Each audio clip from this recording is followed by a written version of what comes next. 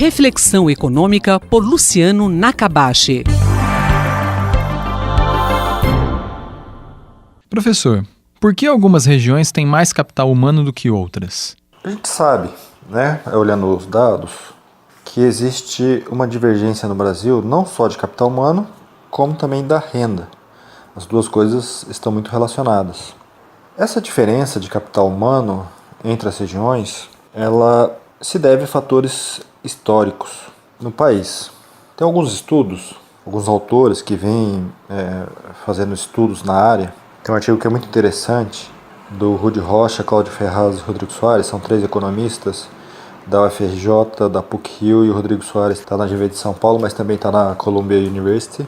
E o que eles mostraram é que o processo de imigração de europeus para o estado de São Paulo acabou sendo muito relevante para o capital humano que é adquirido hoje nessas regiões. Eles fizeram um estudo que foi o seguinte: vieram muitos imigrantes, principalmente para o estado de São Paulo e para o sul do Brasil, entre 1880, final do século XIX, até 1930 mais ou menos. Vieram muitos imigrantes para trabalhar nas lavouras aqui no estado de São Paulo, muito nas lavouras de café. E tiveram algumas colônias que tiveram a vinda, essas colônias, elas foram promovidas pelo Estado para que esses imigrantes europeus viessem.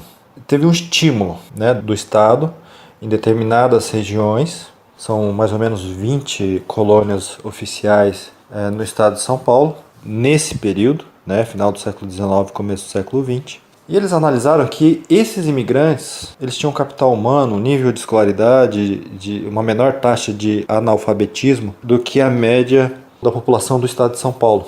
E que até hoje, quando você olha as mesmas regiões e compara com essas regiões hoje, esses locais têm uma escolaridade maior, uma menor taxa de analfabetismo. Então, os indicadores de escolaridade, eles são melhores, o que mostra que existe uma persistência ao longo do tempo.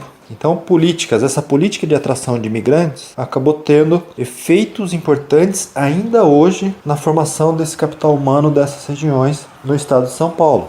E por que ocorre essa persistência? Essa persistência pode ser por inúmeros fatores, mas a gente percebe que em economia existe uma persistência de muitas variáveis quando a gente compara diferentes regiões ao longo do tempo.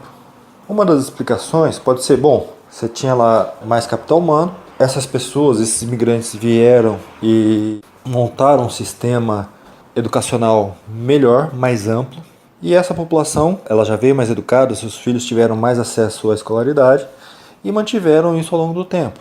E pode ser uma questão institucional também, onde se presenciou uma maior onda de imigrantes que vieram da Europa, onde se tinham instituições melhores. E quando você tem mais imigrantes livres, a gente pensar que naquela época foi o período do fim da escravidão, ainda existia muita concentração de poder político e econômico.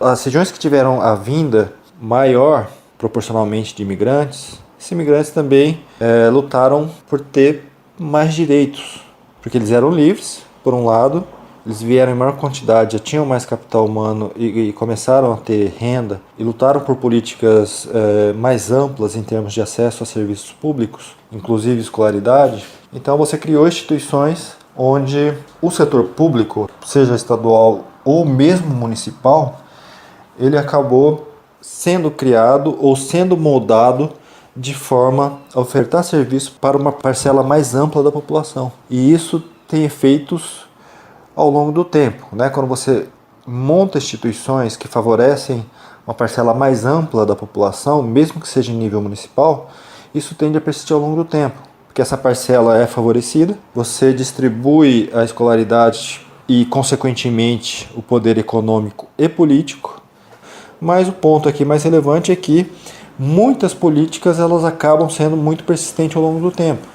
Então é importante pensar em melhorar políticas de acesso à educação, de qualidade, claro, de saúde, porque melhorando e sobretudo para as pessoas que são mais pobres, quanto mais se inclui a população no atendimento, melhora o capital humano dessa população e você tende a persistir isso ao longo do tempo, auxiliando no desenvolvimento regional.